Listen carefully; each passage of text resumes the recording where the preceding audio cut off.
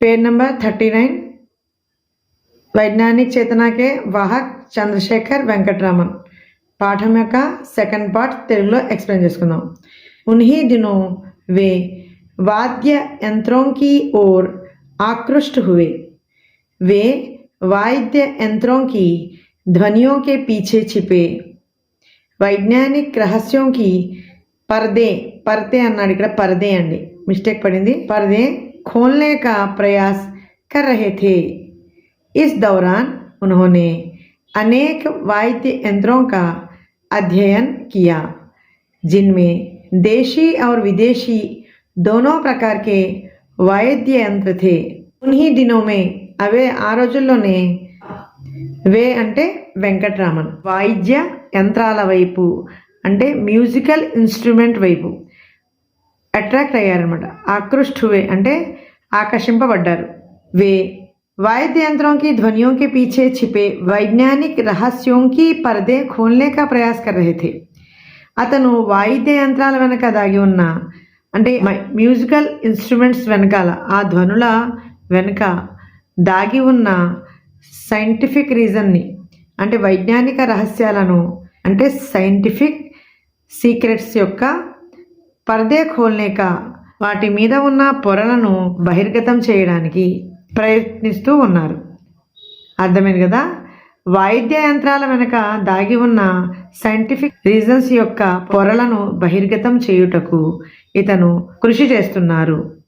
Is దౌరాన్ ఈ సమయంలోనే ఉన్హోనే అనేక వాయిద్య యంత్రం కా అధ్యయన్ కియా అదే సమయంలో అతను అనేక రకాలైన మ్యూజికల్ ఇన్స్ట్రుమెంట్స్ యొక్క అధ్యయనం చేశారు అంటే వాటి గురించి విషయాలను తెలుసుకున్నారు। जिनमें దేశీ और విదేశీ అందులో మన దేశం యొక్క మరియు విదేశాల యొక్క दोनों प्रकार के రెండు విధాలైన వాయిద్య యంత్ర थे అందులో మ్యూజికల్ ఇన్స్ట్రుమెంట్స్ ఉన్నాయి। वाद्य यंत्रों पर किए जा रहे शोध कार्यों के दौरान उनके अध्ययन के दायरे में जहाँ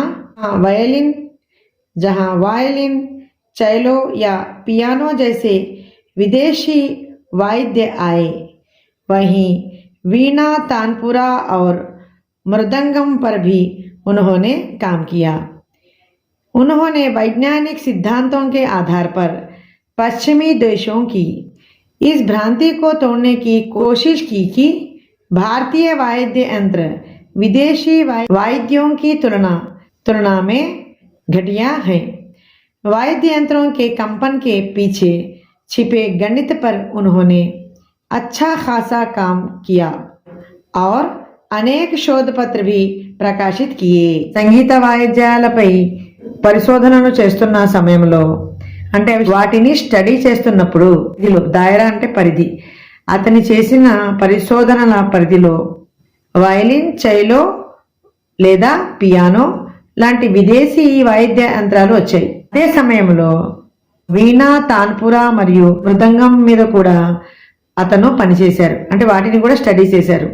उन्होंने वैज्ञानिक सिद्धांतों के आधार पर అతను సైంటిఫిక్ సైన్స్ సూత్రాల ఆధారంగా పశ్చిమీ దేశం కి ఇస్ భ్రాంతికు అంటే విదేశాల యొక్క భ్రమను అపోహలను దూరం చేయుటకు ప్రయత్నించారు। ఏంటంటే భారతీయ వాయిద్యాలు సంగీత వాయిద్యాలు ఫారిన్ మ్యూజికల్ ఇన్స్ట్రుమెంట్స్ తోటి కంపేర్ చేసినప్పుడు భారతదేశపు వాయిద్య యంత్రాలు హీనమైనవి అనే అపోహను దూరం చేయడానికి ఇతను ప్రయత్నించారు।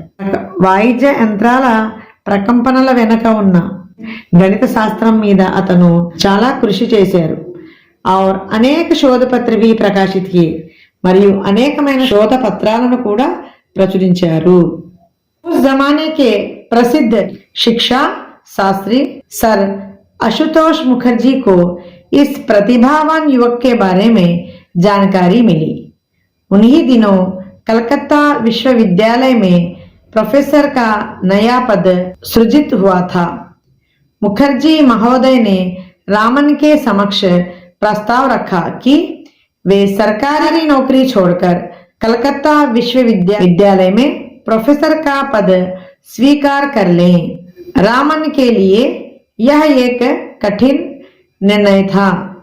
उस जमाने के हिसाब से वे एक अत्यंत प्रतिष्ठित सरकारी पद पर थे, जिसके साथ मोटी तनख्वाह और अनेक सुविधाएं जुड़ी हुई थी। उस जमाने के ఆనాటి ప్రసిద్ధ శిక్షా శాస్త్రి అంటే పేరుగాంచిన ప్రముఖ విద్యావేత్త సర్ అశుతోష్ ముఖర్జీ ఈ ప్రతిభావంతుడైన యువకుడిని గురించి తెలుసుకున్నారు. ఉన్హీ దినో కలకత్తా విశ్వవిద్యాలయమే, ఆ రోజుల్లో కలకత్తాలోని విశ్వవిద్యాలయము అంటే యూనివర్సిటీలో ప్రొఫెసర్ కా నయా పద సృజిత్ హువా థా. అక్కడ విశ్వవిద్యాలయంలో ప్రొఫెసర్ అనే ఒక కొత్త ఉద్యోగాన్ని ఏర్పాటు చేయడం జరిగింది. मुखर्जी महोदय ने रामन के समक्ष प्रस्ताव रखा कि वे सरकारी नौकरी छोड़कर कलकत्ता विश्वविद्यालय में प्रोफेसर का पद स्वीकार कर लें. ముఖర్జీ గారు రామన్ ముందు ఈ ప్రస్తావన పెట్టారు.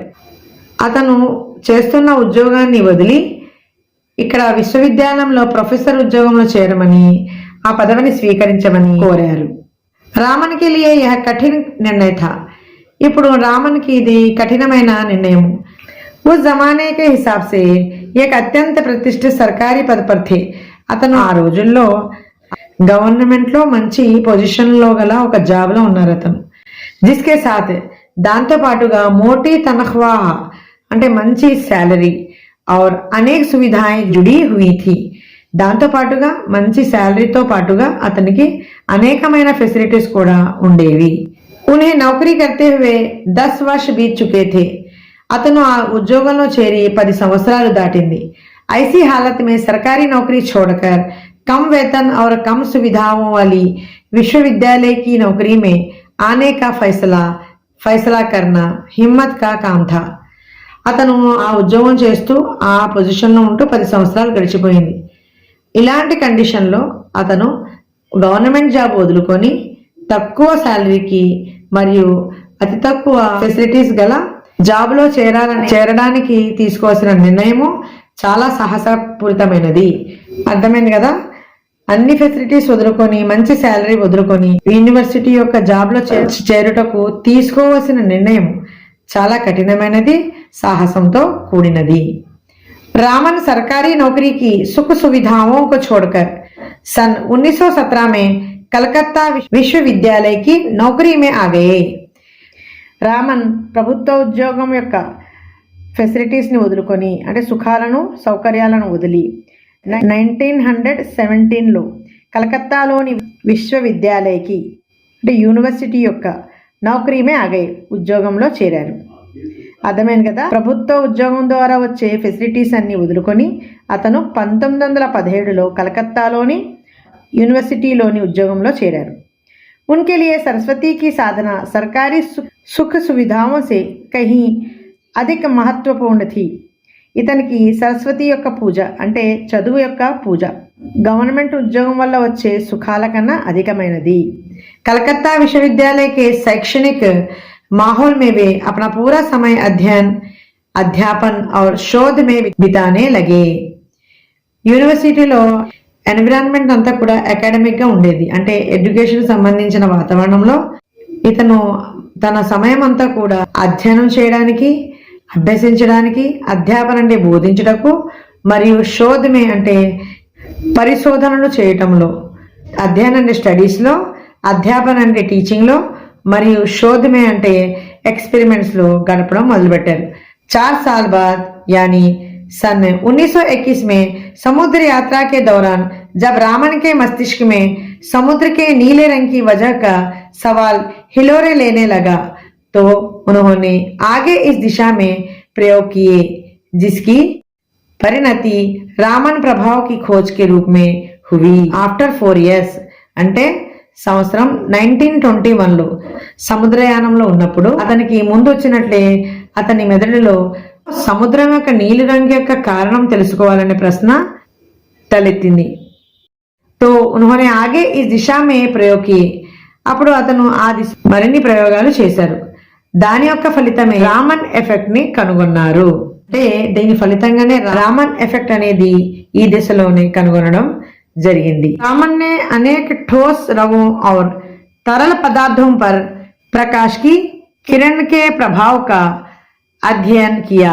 उन्होंने पाया कि जब एकवर्णीय प्रकाश की किरण किसी तरल या ठोस रवेदार पदार्थ से गुजरती है तो गुजरने के बाद उसके वर्ण में परिवर्तन आता है। రామణ అనేకమైన ఘన పదార్థాలు మరియు ద్రవ పదార్థాలపై ప్రకాశవంతమైన కిరణం యొక్క ప్రభావాన్ని అధ్యయనం చేయడం జరిగింది, అంటే స్టడీ చేయడం జరిగింది।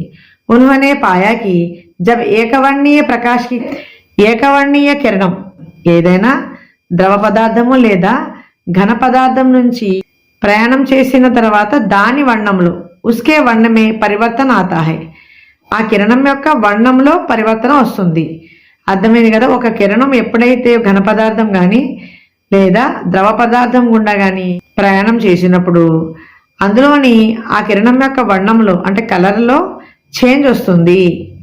वजह यह होती है कि एकवर्णीय प्रकाश के किरण के फोटॉन जब तरल या ठोस रवे से गुजरते हुए उनके अणुओं से टकराते हैं तो इस टकराव के परिणाम स्वरूप वे या तो ऊर्जा का कुछ अंश खो देते हैं या पा जाते हैं। దీని కారణం ఏంటంటే ఏకవర్ణీయ కిరణంలో ఉండే ఫోటాన్లు ఎప్పుడైతే ద్రవ పదార్థము లేదా ఘన పదార్థం నుండి ప్రయాణం చేస్తుందో అందులోని అణువులతో అది ఢీకొన్నప్పుడు ఆ తాకిడి ఫలితంగా అవి ఊర్జ అంటే శక్తి, దానికి ఉన్న శక్తిని కోల్పోతాయి లేదా కొంత శక్తిని పొందుతాయి।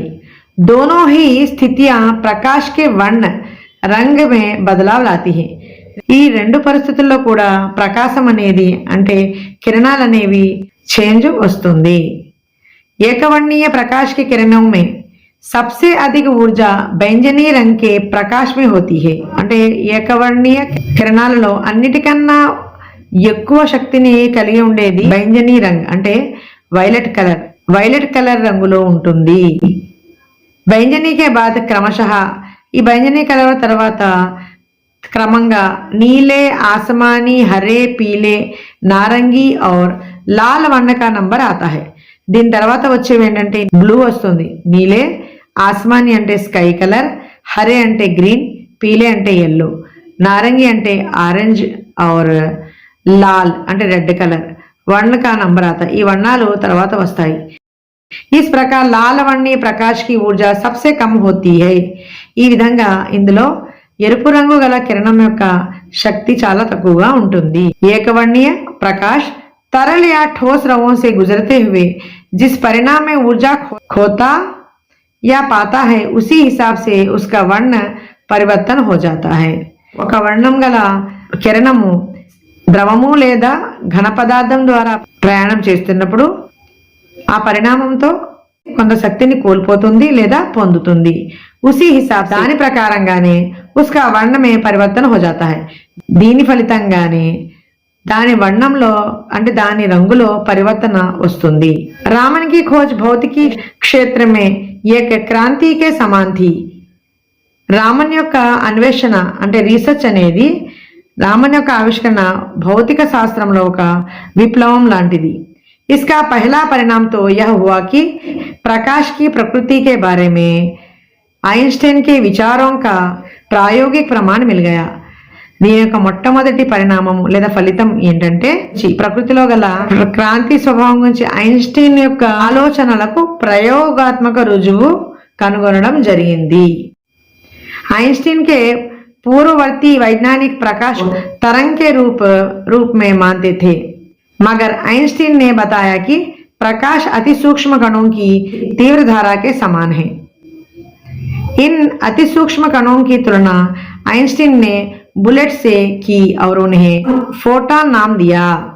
మొదటి ఫలితం ఏంటంటే ఐన్స్టీన్ అనే శాస్త్రవేత్త తను చేసిన ప్రయోగాలకు రుజువు అనేది కనుగొనడం జరిగింది। ఐన్స్టీన్ కి ముందు అతనికన్నా ముందున్న సైంటిస్టులు కాంతిని ఒక తరంగంగా భావించేవారు। మగర్ కానీ ఐన్స్టీన్ నే బతాయాకి ఐన్స్టీన్ ఏం చెప్పాడంటే ప్రకాశం అన్నది రేస్ అనేది అతి సూక్ష్మమైన అతి చిన్న పార్టికల్స్ యొక్క ప్రవాహంతో పోల్చడం జరిగింది। ఈ అతి సూక్ష్మ కణంకి తులన ఈ అతి సూక్ష్మ కణాలకు దేంతో కంపేర్ చేయడం జరిగింది అంటే ఐన్స్టీన్ బుల్లెట్ తో దీన్ని కంపేర్ చేయడం జరిగింది। ఈ బుల్లెట్స్ ని ఫోటాన్స్ అని పేరు పెట్టాడు। రామన్ యొక్క ప్రయోగాలు ఐన్స్టీన్ యొక్క పరికల్పనకు ప్రత్యక్ష రుజువును అందించాయి. क्योंकि एकवर्णीय प्रकाश के वर्ण में परिवर्तन यह साफ तौर पर प्रमाणित करता है कि प्रकाश की किरण तीव्रगामी सूक्ष्म कणों के प्रवाह के रूप में व्यवहार करती है. ఏకవర్ణ కాంతి యొక్క రంగులో మార్పు వేగంగా కదిలే సూక్ష్మ కణాల ప్రవాహంగా ప్రవర్తిస్తుందని స్పష్టంగా రుజువు చేస్తుంది. रामन की खोज की वजह से पदार्थों के अणुओं और परमाणुओं की आंतरिक संरचना का अध्ययन सहज हो गया. पहले इस काम के लिए इंफ्रारेड स्पेक्ट्रोस्कोपी का सहारा लिया जाता था. यह मुश्किल तकनीक है और गलतियों की संभावना बहुत अधिक रहती है. रामन యొక్క డిస్కవరీ వల్ల రీసెర్చ్ వల్ల పదార్థాల యొక్క అణువులు మరియు పరమాణువుల యొక్క అంతర్గత నిర్మాణాన్ని తెలుసుకోవడం సులభమైంది. ఇంతకుముందు ఈ ప్రయోగాలను చేయడానికి ఇన్ఫ్రారెడ్ స్పెక్ట్రోస్కోపీ ఉపయోగించేవారు. యా ముష్కిల్ తక్నిక్ థా, ఇది కష్టమైన టెక్నిక్ మరియు और गलतियों की संभावना बहुत अधिक रहती थी, మరియు తప్పులు దొల్లే ఎక్కువ అవకాశం ఉండేది. रामन की खोज के बाद पदार्थों की आणविक और परमाणविक संरचना के अध्ययन के लिए रामन स्पेक्ट्रोस्कोपी का सहारा लिया जाने लगा. రామన్ యొక్క డిస్కవరీ తర్వాత పదార్థాలలోని అణువుల మరియు పరమాణువుల యొక్క నిర్మాణాన్ని అధ్యయించుటకు తెలుసుకొనుటకు రామన్ స్పెక్ట్రోస్కోపీని ఉపయోగించడం జరిగింది.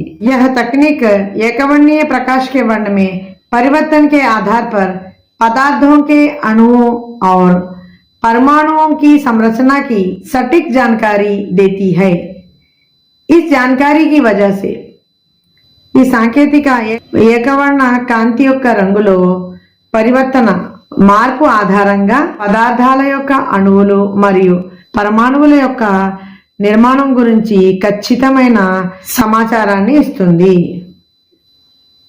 इस जानकारी की वजह से पदार्थों का विश्लेषण प्रयोगशाला में करना तथा अनेक उपयोगी पदार्थों का कृत्रिम रूप से निर्माण संभव हो गया है.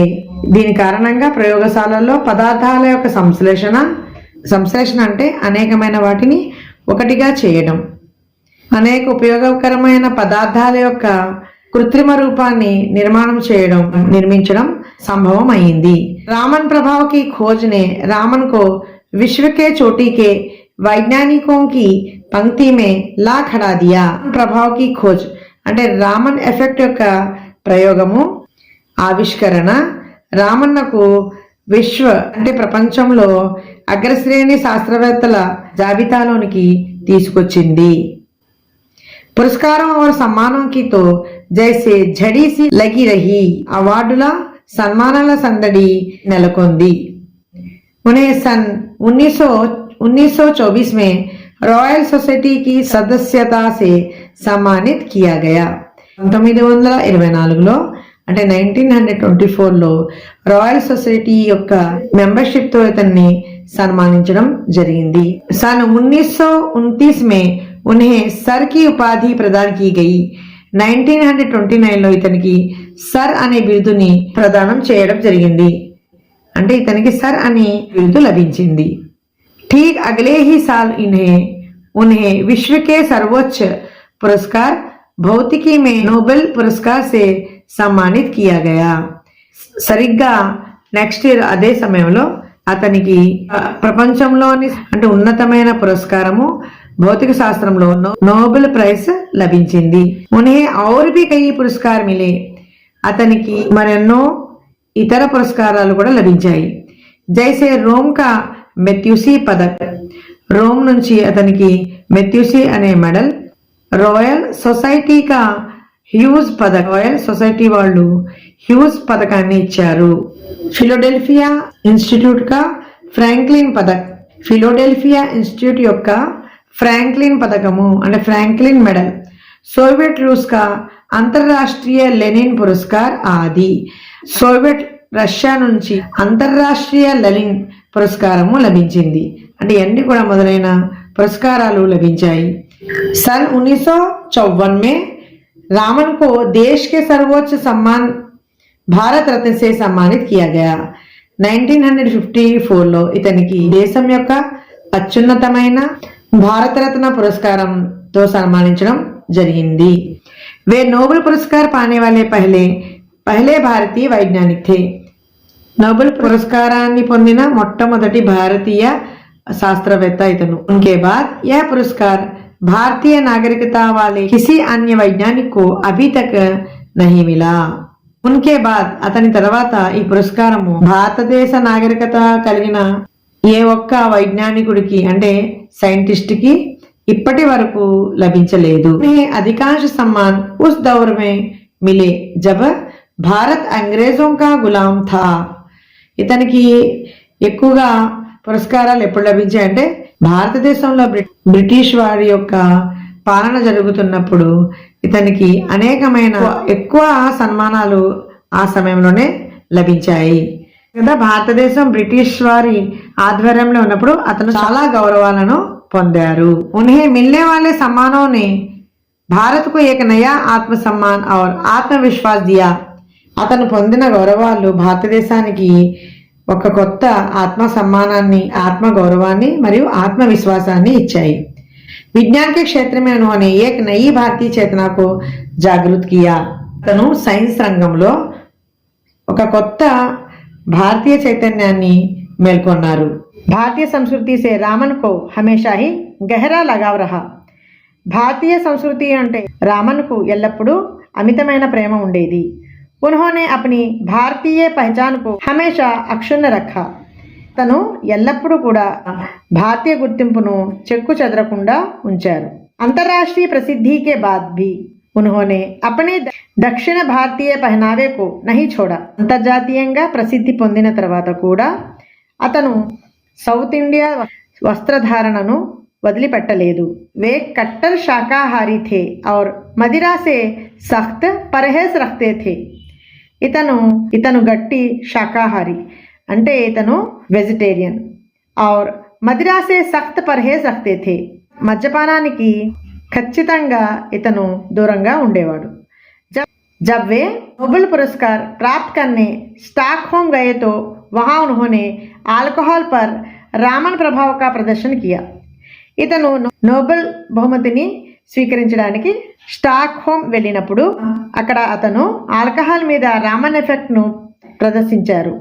बाद में आयोजित पार्टी में जब उन्होंने शराब पीने से इनकार किया तो एक आयोजक ने परिहास में उनसे कहा कि रामन ने जब अल्कोहल पर रामन प्रभाव का प्रदर्शन कर हमें आह्लादित करने में कोई कसर नहीं छोड़ी तो रामन पर ఆల్కహాల్ का प्रभाव का प्रदर्शन करने से పర్హేజ్ క్యూ। ఈ కార్యక్రమం అయిన తర్వాత అక్కడ ఏర్పాటు చేసిన పార్టీలో ఎప్పుడైతే అతను మద్యపానాన్ని తీసుకొనుటకు నిరాకరించారో అక్కడ వచ్చిన ఒక వ్యక్తి పరిహాసమే ఉన్సే కహాకి పరిహాసంతో అతనితో ఇలా చెప్పాడు ఏంటంటే ఆల్కహాల్ మీద రామన్ ఎఫెక్ట్ ప్రదర్శన చేసి మాకు ఆహ్లాదపరిచిన సంకోచము ఎటువంటి లోటు చేయలేదు। మీ మీద రామన్ మీద అంటే అతని మీద ఆల్కహాల్ కే ప్రభావ కా ప్రదర్శన करने से పర్హేజ్ క్యూ। ఆల్కహాల్ మీద ప్రదర్శన చేసి అందరినీ ఆహ్లాదపరిచారు కానీ మీ మీద ఆల్కహాల్ ప్రభావాన్ని చూపించడానికి ఎందుకు సంకోచపడుతున్నారు అని అన్నాడనమాట। रामन का वैज्ञानिक व्यक्तित्व प्रयोगों और शोध पत्र लेखन तक ही सिमटा हुआ नहीं था। उनके अंदर एक राष्ट्रीय चेतना थी और वे देश में वैज्ञानिक दृष्टि और चिंतन के विकास के प्रति समर्पित थे। उन्हें अपने शुरुआती दिन हमेशा ही याद रहे। రామన్ యొక్క వైజ్ఞానిక వ్యక్తిత్వం సైంటిఫిక్ పర్సనాలిటీ ప్రయోగాలు మరియు శోధ పత్రాల వరకే పరిమితం కాలేదు। अंदर एक राष्ट्रीय चेतना थी। అతను జాతీయ స్పృహ కలిగి ఉన్నాడు। और वे देश में वैज्ञानिक दृष्टि और चिंतन के विकास के प्रति समर्पित थे। మరియు అతను దేశంలోని శాస్త్రీయ దృష్టి మరియు ఆలోచన అభివృద్ధికి అంకితమయ్యాడు। उन्हें अपने शुरुआती दिन हमेशा ही याद रहे। అతను తమ తొలి రోజులను ఎప్పుడు కూడా గుర్తించుకుంటారు। जब उन्हें ढंग की प्रयोगशाला और उपकरणों के अभाव में కాఫీ సంఘర్ష కన్నా పడా థా. అప్పుడు అతనికి సరైన ప్రయోగశాల మరియు పరికరాలు లేకపోవడంతో అతను చాలా కష్టపడాల్సి వచ్చింది. इसीलिए उन्होंने एक अत्यंत उन्नत प्रयोगशाला और शोध संस्थान की స్థాపన की. అందువల్ల అతను బెంగళూరులో ఒక ఉన్నత ప్రయోగశాల మరియు పరిశోధనా సంస్థను స్థాపించాడు. और उन्हीं के नाम पर रामन రీసెర్చ్ ఇన్స్టిట్యూట్ నామ్ సే జానీ జాती है. మరియు అది అతని పేరు మీద రామన్ రీసెర్చ్ ఇన్స్టిట్యూట్ అని పేరు పెట్టడం జరిగింది. भौतिक शास्त्र में अनुसंधान को बढ़ावा देने के लिए उन्होंने इंडियन जर्नल ऑफ फिजिक्स नामक शोध पत्रिका आरंभ की. భౌతిక శాస్త్రంలో పరిశోధనలను ప్రోత్సహించడానికి అతను ఇండియన్ జర్నల్ ఆఫ్ ఫిజిక్స్ అనే పేరు గల పరిశోధనా పత్రికను ప్రారంభించాడు. अपने जीवन काल में उन्होंने सैकड़ों शोध छात्रों का मार्गदर्शन किया. తన జీవితంలో వందలాది మంది పరిశోధనా విద్యార్థులకు మార్గదర్శకమయ్యారు. जिस प्रकार एक दीपक से अन्य कई दीपक जल उठते हैं. ఎలాగంటే ఒక దీపంతో అనేకమైన దీపాలను వెలిగించవచ్చు. उसी प्रकार उनके शोध छात्रों ने आगे चलकर काफी अच्छा काम किया. అదే విధంగా ఆయన పరిశోధక విద్యార్థులు భవిష్యత్తులో చాలా మంచి పని చేశారు. उन्हीं में कई छात्र बाद में उच्च पदों पर प्रतिष्ठित हुए. అందులోనే కొంతమంది విద్యార్థులు చాలా మంది విద్యార్థులు ఉన్నత పదవులను కూడా పొందారు. विज्ञान के प्रसार के लिए वे करंट साइंस नामक एक पत्रिका का भी संपादन करते थे. సైన్స్ యొక్క ప్రచారం కోసం అతను కరెంట్ సైన్స్ అనే పత్రికను సంపాదకత్వం చేశారు. रामन प्रभाव केवल प्रकाश की किरणों तक ही सिमटा नहीं था. రామన్ ఎఫెక్ట్ అనేది కేవలము ప్రకాశం యొక్క కిరణాలకే పరిమితం కాలేదు. उन्होंने अपने व्यक्तित्व के प्रकाश की किरणों से पूरे देश को आलोकित और प्रभावित किया. అతను తన వ్యక్తిత్వపు అంటే తన క్యారెక్టర్ యొక్క కాంతి కిరణాలతో దేశం మొత్తాన్ని వెలిగించాడు. और प्रभावित किया మరియు ప్రభావితం చేశాడు. उनकी मृत्यु 21 नवंबर सन 1970 के दिन 82 वर्ष की आयु में हुई. ఇతను నవంబర్ 21, 1970లో చనిపోయారు. ఇతను చనిపోయేటప్పుడు ఇతను ఏజ్ వచ్చేసి 82 ఇయర్స్. रामन वैज्ञानिक चेतना और दृष्टि की साक्षात प्रतिमूर्ति थे. రామన్ శాస్త్రీయ స్పృహ అంటే సైంటిఫిక్ కాన్షియస్నెస్ మరియు దృష్టి యొక్క అంటే విజన్ యొక్క సాక్షాత్ స్వరూపం అన్నమాట. प्रतिमूर्ति అంటే సాక్షాత్తు స్వరూపము. उन्होंने हमें हमेशा ही यह संदेश दिया कि हम अपने आसपास घट रही विभिन्न प्राकृतिक घटनाओं की छानबीन एक वैज्ञानिक दृष्टि से करें. అతను మన చుట్టూ జరుగుతున్న వివిధ సహజ దృగ్విషయాలను అంటే నేచురల్ ఫినోనిమాను సైంటిఫిక్ పాయింట్ ఆఫ్ వ్యూలో పరిశోధించాలి అనే సందేశాన్ని ఆయన ఎల్లప్పుడూ మనకు ఇస్తూ ఉండేవారు. तभी तो उन्होंने संगीत के सुर ताल और प्रकाश की किरणों की आभा के अंदर से वैज्ञानिक సిద్ధాంత్ ఖోజ్ నికాలే. అందుకే అతను గీతం యొక్క సుర్ తాల్ అంటే rhythm of music and Prakash కి కిరణోం కి ఆభాకు అంటే బ్రైట్నెస్ యొక్క పైన ఉండే కాంతి, సంగీతము మ్యూజిక్ మరియు కాంతి కిరణాల ప్రకాశం లోపల నుండి శాస్త్రీయ సూత్రాలను అంటే సైంటిఫిక్ ఫార్ములాస్ ను కనుగొన్నాడు. హమారే ఆస్పాస్ ఐసీ హీ నా జానే కితనీ హీ చీజే బిఖరీ పడీ హై. మన సరౌండింగ్స్లో మన చుట్టుపక్కల అంటే ప్రకృతిలో ఇలాంటివే ఎన్నో విషయాలు మన చుట్టూ చెల్లా చెదురుగా ఉన్నాయి. జో అపనే పాత్రకి తలాష్ మే హై. అవన్నీ కూడా తమ పాత్రను తెలుసుకోమని అంటే వాటి యొక్క క్యారెక్టర్ని తెలుసుకొనుటకు సిద్ధంగా ఉన్నాయి. ప్రతి విషయం కూడా ఏదో ఒక రహస్యాన్ని కలిగి ఉంది. దాన్నే మనము తెలుసుకోవాలి. जरूरत है रामन के जीवन से प्रेरणा लेने की और प्रकृति के बीच छुपे वैज्ञानिक रहस्य का भेदन करने की. అంటే రామన్ జీవితాన్ని ఇన్స్పిరేషన్ గా తీసుకొని ప్రకృతిలో దాగి ఉన్న వైజ్ఞానిక రహస్యాలను ఛేదించాల్సిన అవసరం ఎంతైనా ఉంది. ఓకే స్టూడెంట్స్, ఇక్కడితో వైజ్ఞానిక చేతనాకే వాహక్ చంద్రశేఖర్ వెంకట్ రామన్ యొక్క సెకండ్ పార్ట్ కంప్లీట్ అయింది. నెక్స్ట్ వీడియోలో మనం ఇంకో టాపిక్ తో